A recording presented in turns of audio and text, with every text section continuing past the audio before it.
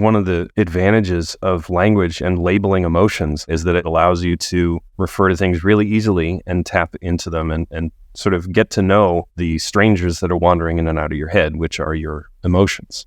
Especially when someone is in the dark of night and alone. That's a big part of our lives. But that's not one that we are really equipped to talk about. So, John, how did you come to create this project? Well, I was sitting in a college library in 2006 in my senior year of college. I was trying to come up with a poem ideas, and the Dictionary of Obscure Sorrows just popped in my head. And the second that happened, I instantly wanted to read whatever book that was. There was just a tantalizing sense of mystery to it. I pictured a book like leather-bound, buried in mud in the 1890s or something, in which someone had gone through and just sort of charted the wilderness inside our heads and added a sense of order to the chaos. And so that's when I started writing that book. And when you say the wilderness in our minds, what were you thinking specifically about that? Like, were you thinking an area that wasn't covered? Because certainly a lot has been covered by poets over the years. I think just the sense of the human condition being a really strange and uncharted territory, untouched by language broadly. A lot of the words that we use every day were invented, 300 years ago. And those are the frameworks that we inherited and we stick with them. That's just the world that we're given. And so we keep it going, whether or not it makes sense. In the book, I compare language to constellations. That they're basically just, a way of connecting the dots that often doesn't really look like the things they're supposed to represent. Ursa Major, a bear doesn't have a tail that flips up, but somehow we take them seriously because they allow us to navigate the chaos of being alive a little bit better. So my thought is, why not use everything we are and everything we have as mortals alive today to put our own heart into the words we use every day? Why don't we define the world as we see fit? And do you feel like language provides a framework for reality? Does language serve the same function everywhere around the world, even if it's different language? There's nothing broader and more diverse than language, so it's hard to make blanket statements about any of it. As applied to emotions, I think language can bring a sense of legitimacy to something that is sort of formless in your head. And if someone says, I feel the desire to disappear, or, something like that, that can give you reassurance that someone else is going through the same thing you are and that it's real. So there's a lot of debate about the Sapir-Whorf hypothesis and how much language affects perception. I think currently the winds are going against the strong Sapir-Whorf hypothesis in that you can eventually convey almost anything you want just with different words and metaphors. But I think especially with something like emotion, it really does affect how you view yourself and how you package the world in all these different ways. So there's so many things, John, about kind of what you've been doing, and then these, kind of the stories that the films, these poems. I feel like they're poems that express with language and visuals. It's an interesting thing. You said, some of these words or some of our language, at least let's talk about English for the moment, have been around for a really long time. Mm-hmm. Should we give license to creating new language and new words, A, and then B, in a moment in our world right now where words, we may not even hear them, we're polarized around words, politically and otherwise. And so I'm trying to talk to somebody who I don't really agree with maybe on some of the ideology, but I need language to express my humanness. And how have you been thinking about kind of the evolution of the work that you're doing from when you started to now? It's kind of several years have passed. Yeah, I think that's spot on with right now. We live in a very literal age. I think life is very complex, and we're all too aware of everyone's competing interests and complexities. And language is sort of, we're building sandcastles in the air, and that's the world that we inhabit. It's this created model that we try to live all within. But of course, it's a created model. It's not quite real. And so it feels really personal to us when someone doesn't subscribe to the same model we do. That feels like a threat to our sense of reality. Often when you look at the world of politics or, interpersonal relations, you just get the sense that semantics is just derailing the whole thing away from humanity. And if inventing new words complicates and slows down the entire process, of people communicating and share what it's like to be them, I think that's a great thing. And I think often we use language as shorthands and hashtags and in a way to just cut to the quick. I think that the danger there is that we think we're different when we're not, or we think we're the same when we're not. It's just, it's too fast. We need ornate, difficult language in order to really remind ourselves how unknowable we are to each other. Just to each other or to even ourselves? Exactly, to ourselves as well. I have an entire chapter in here about, the self and the limits of introspection. The book in general is basically just my introspection, but I'm very skeptical about the whole enterprise, that you're basically inhabiting this giant mansion, but most of the rooms are locked. So you don't really know why you do what you do. You just come up with theories that sound right or that feel right. That sort of sounds like The Underground Man, Dostoevsky, where humans, they're unpredictable no matter what, because they don't always make a decision at the end that's beneficial to themselves. They can do everything, get themselves in a position, then they make a totally irrational decision, which is unknowable to them and to everybody else around them. Right. In writing the book, in the response, has it given you a deeper understanding of human emotions, or have you changed your perspective since you started? I tried to be as isolated as possible while writing this book. So it was basically just me and my editor, because I wanted it to be very individual. If there was some weirdness there, I didn't want to know about it. So in a way, this is sort of a diary that I published out to the world, kind of sight unseen. The fact that people responded to it or that people recognized some of what I was talking about is tremendously gratifying. Often I feel like an alien in my own skin, or I feel disconnected from other people. But I think that's a very common thing nowadays. So that was gratifying to learn, certainly personally, and just a sense of how far we have to go in making connections with each other. There's a tremendous amount of alienation out there that I think we're only just beginning to see. When you first put it out, what was the first response that you got back to the book? I think some people are really gratified that someone else out there feels as they do, and they didn't know anyone else did. And did that surprise you when that came back to you? Yeah, I think so. I don't know much about myself. I'm probably a pretty neurotic person, or a pretty sort of sensitive person, but clearly I'm not alone, and I'm not crazy that a lot of people out there feel as I do. So in the way that the title is a little facetious, the obscure, it's a dictionary of things that we all go through. If anything, it's a dictionary of universal joys. It could be an alternate title, even though it's the opposite of what the title I gave it to it. Is there a philosopher that you really relate with? Because these ideas that you're talking about, they're not new. I think philosophers in the past have really struggled to kind of make sense and grapple with alienation and some of the themes that you're talking about here. Was there anyone, even before this beautiful, what I would say, poem hit you in class? Because that is a line of poetry, right? So were you studying other things? And also that sort of, what I call for me was existential dread that I feel like I recognized when I was literally 4 years old. Like I did not understand the meaning of life. I didn't quite, like I was asking those weird questions. Maybe all children do, but I remember being struck with, this is overwhelming. What were some influences along the way before you even got that? In addition to creative writing, I studied sociology. So a lot of those thinkers, Erving Goffman, I particularly liked his stuff about the performance of everyday life and the many roles we play. One of my definitions is Sonder. It's the awareness that each random passerby is living a life as vivid and complex as your own. So, the constructed nature of the lives we lead and identity is this thorny question that we try to keep our models updated about who we are and what the world we inhabit is. Baudrillard is an influence there as well with Simulacra. Wittgenstein used to write about language in a lot of the same way. Alan Watts had a lot of thoughts about, the menu is not the meal.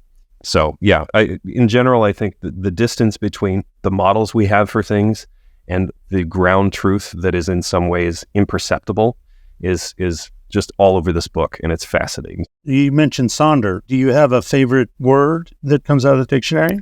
As far as the individual words, I like the title of astrophy, which combines, astro meaning star and then atrophy. So it's the wasting away from lack of use of the stars. And that astrophy means basically the feeling of being stuck on Earth. that it's light years away to the nearest star, and we're, this is it, basically. That's one that I like the sound of. Personally, there's something about Devu, I think, that feels very emotional to me. That one is the awareness that the present moment will one day become a memory. I have two young kids, a 4-year-old and a 1-year-old. And so every day I'm trying to soak it in and sort of take the perspective of someone who looks back on this moment, but I can't artificially infuse it with the meaning that it's one day going to have. I can't encode it in my brain in any more. I can't, etch it in granite inside my head. So it's just something I have to make my peace with. When you created that short film, was that based on your kids? Kind of seeing things back. It was almost like, not Benjamin Button, I'm trying to grasp for words here. That's actually a different definition called avant-noir. Wish that you could see your memories in advance and know what they are, so when they come, it's a similar definition, but This idea that it'll all be known to you is a beautiful, one of your many, many films that you've done, but that one struck me as really powerful, this idea that we'll know it then, and everything is in reverse. That's definitely one of the more emotional ones for me, because I used all my home videos and arrayed them in reverse. It's based on the idea that we live life backwards. We're faced we move like a rower moves. We can tell where we've been, but we don't see where we're going. And so there's something very aimless about that, and it's kind of disturbing. So it's the fantasy that we could face the other way.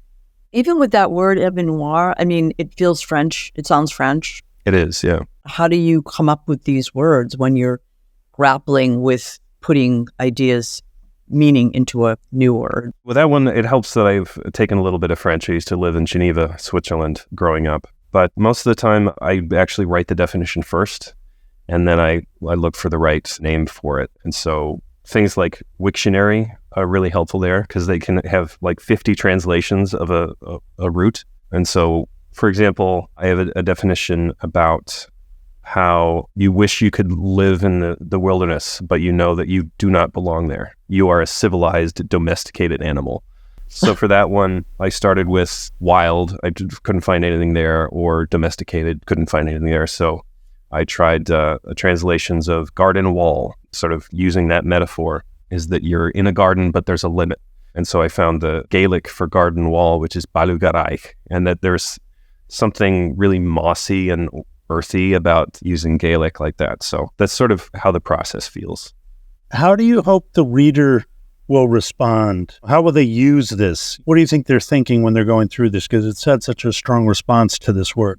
Well, a couple things. I hope that it sparks a lot of conversations with people that they know and say, I do this too, especially when someone is in the dark of night and alone. That's a big part of our lives. That's not one that we are really equipped to talk about. So a lot of the emotions that I capture here are ones that I feel when I'm in isolation. And especially in this era, we've all kind of been stewing in our own thoughts a little bit more than in prior eras. So I hope that not only does it help spark conversations that otherwise never would have happened about people expressing themselves, but I also hope that it gives people a sense of order to the wilderness inside their heads, that they're able to make sense of things a little better, just without using it in conversation.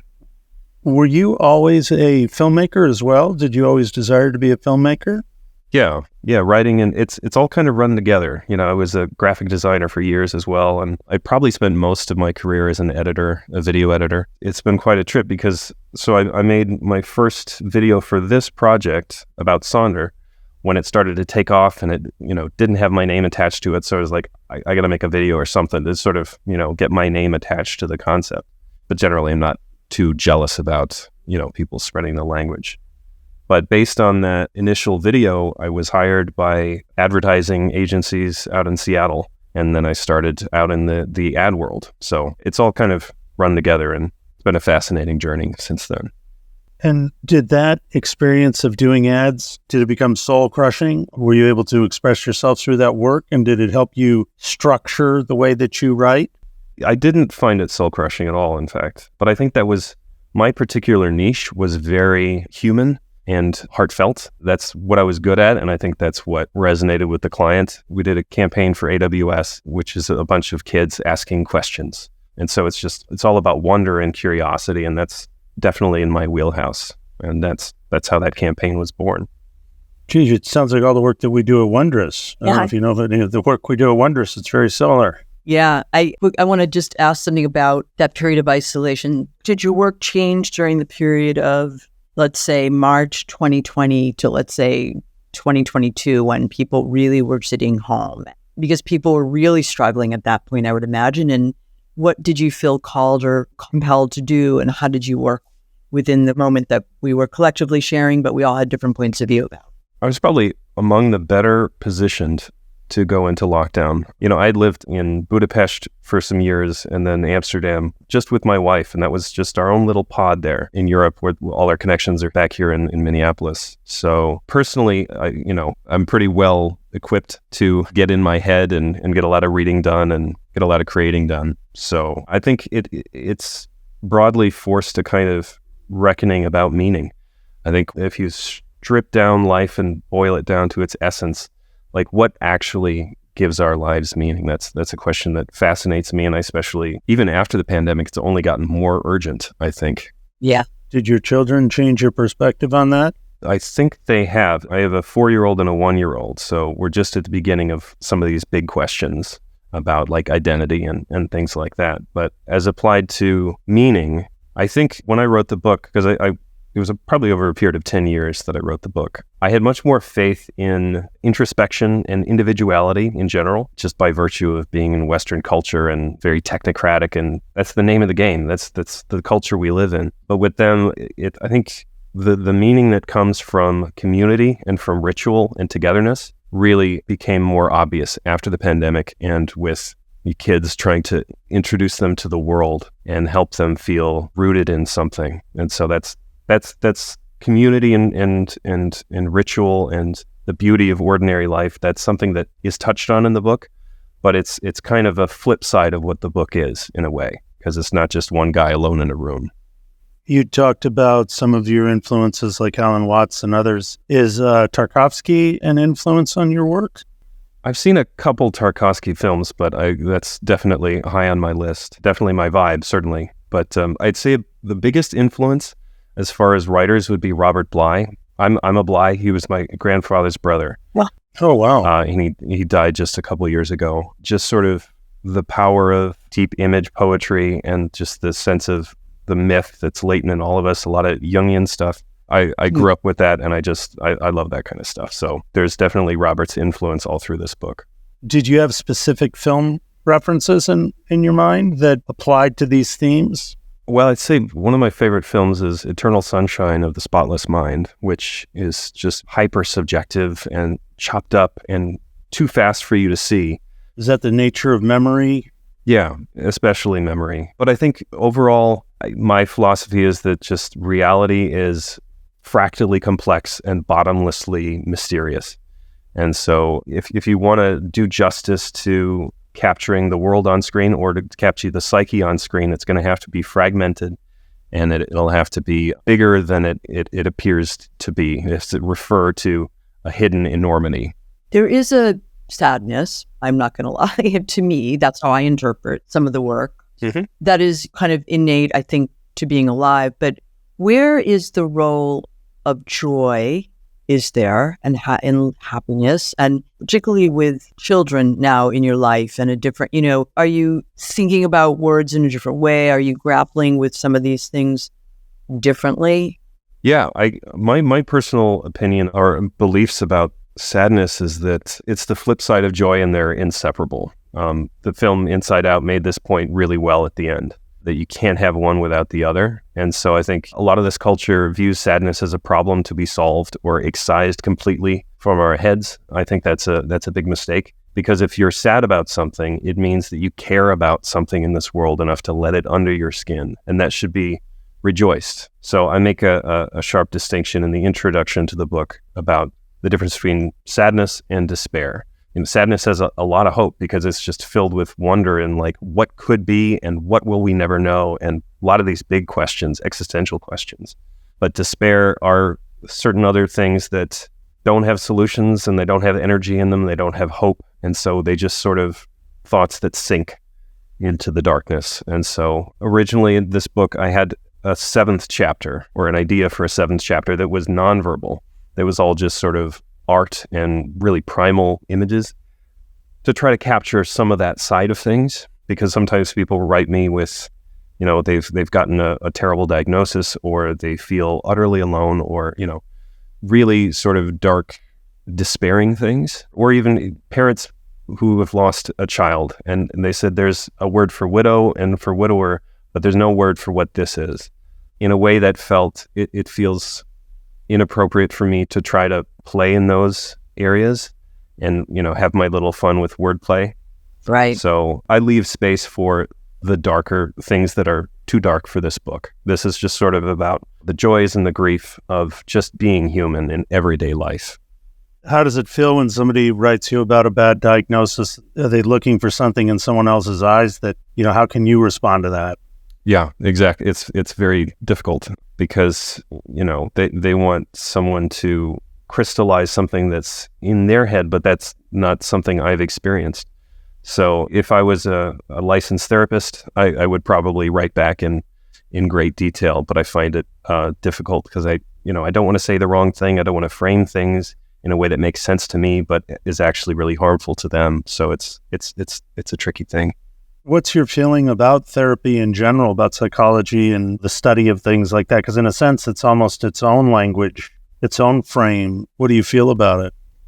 I probably don't have enough experience to really weigh in on it too much. I think overall there's a tendency for amateurs to weigh in on these topics and like TikTok stars, making everything feel like, okay, they've been diagnosed with ADHD in that case. Like there's just, I don't know if there's a person on TikTok who is not ADHD, but Right. I think there's just a wealth of overdiagnoses out there and people weighing on things that do not have the training to weigh in on. But it's something that fascinates me. It's almost like storytelling, I think, a lot of therapy, and trying to find the story of your life and have things make sense. I love reading about the structure of stories and how it all ties together. In that way, yeah, I think psychology is a fascinating thing. I have a question about process. So do you have a dream or something and then kind of wake up with a feeling, or you have something that's happening? Like what comes first when you're putting an idea together for a new word or a new film, or when you were writing the book? Like what is the driving force of that process? I take a lot of notes as I go through the day. In a way, it's sort of a little bit of an inverse of taking a diary or a journal or something,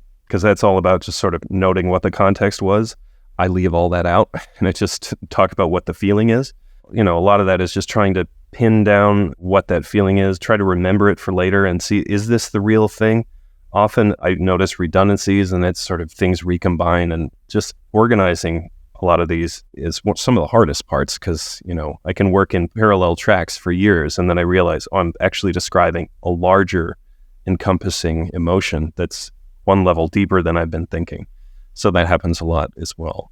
So if you kind of work on it, then let's say you create the word, when you come back to it, either saying the word out loud, making a piece about it, does that bring you right back to that moment of emotion? Because that's what you're trying to do, or trying to find language to describe something, right? Does it bring you back to that moment? It does. And I think that's one of the advantages of language and labeling emotions. I think people talk about it as emotional granularity nowadays is something really virtuous about doing that, is that it allows you to refer to things really easily and tap into them and sort of get to know the strangers that are wandering in and out of your head, which are your emotions.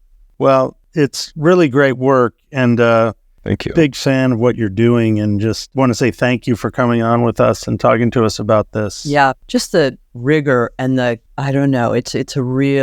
really trying to work on something very deep and thoughtful, important is not even, I don't have the words. I'll make up one and I'll let you know what it is.